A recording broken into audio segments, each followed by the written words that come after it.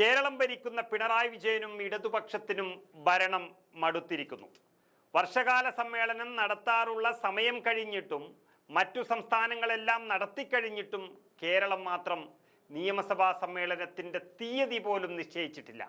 ഏറ്റവും പ്രധാനപ്പെട്ട ഭാവി തീരുമാനിക്കുന്ന തെരഞ്ഞെടുപ്പുകൾ രണ്ടെണ്ണം അടുത്തെത്തി നിൽക്കുമ്പോഴും സഭയ്ക്കുള്ളിലും പ്രതിപക്ഷത്തിനു മുന്നിൽ തോൽക്കാൻ കഴിയില്ല എന്നുള്ള സൂചനയാണ് മുഖ്യമന്ത്രി നൽകിയിരിക്കുന്നത് എന്നാണ് അദ്ദേഹവുമായി അടുത്ത വൃത്തങ്ങൾ പറഞ്ഞിരിക്കുന്നത്. ശീതകാല സമ്മേളനം ശീതകാലത്തും ബഡ്ജറ്റ് സമ്മേളനം ബഡ്ജറ്റ് സമയത്തും നടത്തുന്ന സംസ്ഥാനങ്ങളെല്ലാം തന്നെ വർഷകാല സമ്മേളനം വർഷകാലത്ത് തന്നെ നടത്തുകയാണ് പതിവ്. പക്ഷേ കേരളത്തിന് മാത്രം വർഷകാലം കഴിയാറായിട്ടും കർക്കടക മാസം കഴിയാറായിട്ടും സമ്മേളനത്തിൻ്റെ തീയതി പോലും നിശ്ചയിക്കാൻ കഴിയാത്തത് പ്രതിപക്ഷത്തിനു മുന്നിൽ സഭയിലും തോൽവി ഉറപ്പിച്ചതുകൊണ്ട് മാത്രമാണ്.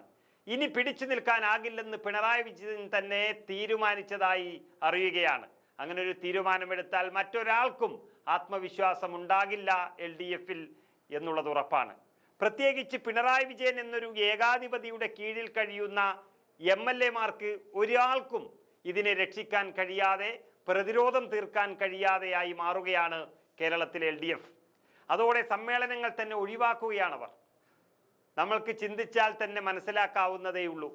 ഇത്രയും പണം ചെലവഴിച്ച് നിയമസഭാ മണ്ഡലവും അതിനൊരു ജനപ്രതിനിധിയും അതിലേക്കായി വലിയ രീതിയിലുള്ള തെരഞ്ഞെടുപ്പും എല്ലാം നടത്തുന്നത് ഒരു 2.5 ലക്ഷത്തോളം വരുന്ന ജനങ്ങളുടെ പ്രതിനിധികളെ അവരവരുടെ കാര്യങ്ങൾ പറയാൻ വേണ്ടിയാണ്.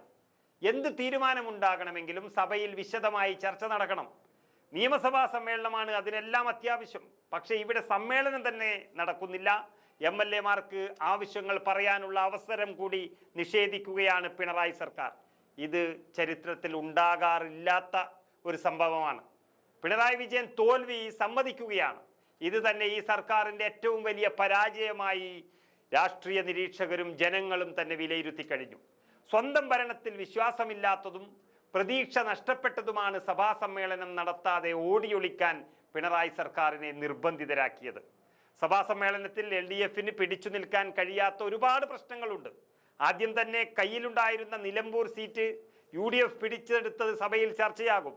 അത് മാനവും മര്യാദയും പോകും LDF-ൻ്റേത്. 99 സീറ്റ് 100 ശ്രമിക്കുന്ന പിണറായി വിജയന് അത് 98 ആയതെന്തേ എന്ന ചോദ്യത്തിന് ഉത്തരം നൽകാൻ കഴിയില്ല. പിന്നെ ഭരണവിരുദ്ധ വികാരമൊക്കെ പറയേണ്ടി വരും.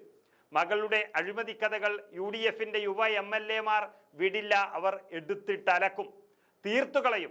മുസ്ലിം വിരുദ്ധ പരാമർശം, മലപ്പുറം വിരുദ്ധ പരാമർശം, മയക്കുമരുന്ന് വ്യാപകമായത്, ആഭ്യന്തര വകുപ്പും പോലീസും നോക്കിക്കുത്തികളായി തകർന്ന് തരിപ്പണമായത്, ADGP അജിത് കുമാറുമായി ബന്ധപ്പെട്ട ശബരിമല, തൃശൂർ പൂരം, RSS ബന്ധം, അങ്ങനെ 100 കണക്കിന് പ്രശ്നങ്ങൾക്കൊപ്പം കേരളത്തിലെ ആഭ്യന്തര വകുപ്പിൻ്റെ കഴിവുകേട് മാത്രം മതി ഈ സർക്കാരിനെ പൂട്ടിക്കെട്ടാൻ. ആശുപത്രി തകർന്ന് രോഗി മരിക്കുന്ന കേരളത്തിൽ, രോഗികളെ ആശുപത്രിയുടെ തറയിൽ കിടത്തുന്ന ഈ കേരളത്തിൽ സർക്കാർ ഡോക്ടർ തന്നെ വെളിപ്പെടുത്തുന്നത് കൂടിയാകുമ്പോൾ മുഖ്യമന്ത്രിക്കും ആരോഗ്യമന്ത്രിക്കും ഇറങ്ങി ഓടേണ്ടി വരും സഭയിൽ നിന്നും എന്നുറപ്പായിരിക്കുന്നു. അതിനൊപ്പം തന്നെ ഇപ്പോഴത്തെ കന്യാസ്ത്രീകളുടെ അറസ്റ്റ് കൂടിയാകുമ്പോൾ UDF MLA-മാർ തകർത്താടും നിയമസഭയിൽ. അതിനു മുന്നിൽ പിടിച്ചു നിൽക്കാൻ ഇന്നത്തെ LDF MLA-മാർക്ക് കഴിയില്ല എന്നുറപ്പാണ്. ഇനി എത്ര ധൈര്യം സംഭരിച്ചു പോയാലും പിടിച്ചു നിൽക്കാൻ കഴിയാത്തൊരു സ്ഥിതിയാണ് സഭയിൽ LDF-നുള്ളത്. അങ്ങനെയൊരു കീഴടങ്ങൽ ഉണ്ടായാൽ വരാനിരിക്കുന്ന തെരഞ്ഞെടുപ്പിൽ അത് പരാജയത്തിൻ്റെ വേഗത കൂട്ടും എന്ന് ഉറപ്പിച്ചിരിക്കുകയാണ് പിണറായിയും സംഘവും. അപ്പോൾ വെട്ടേറ്റ് മരിക്കുന്നതിനേക്കാൾ ആത്മഹത്യ ചെയ്യുന്നതാണ് നല്ലത് എന്ന് പിണറായിയും സർക്കാരും തീരുമാനിക്കുകയായിരുന്നു. അതോടെയാണ് കാലവർഷം കഴിഞ്ഞിട്ടും വർഷകാല സമ്മേളനം നടത്താത്ത സർക്കാർ എന്ന പേര് പിണറായിയും സംഘവും സ്വന്തമാക്കിയിരിക്കുന്നത്.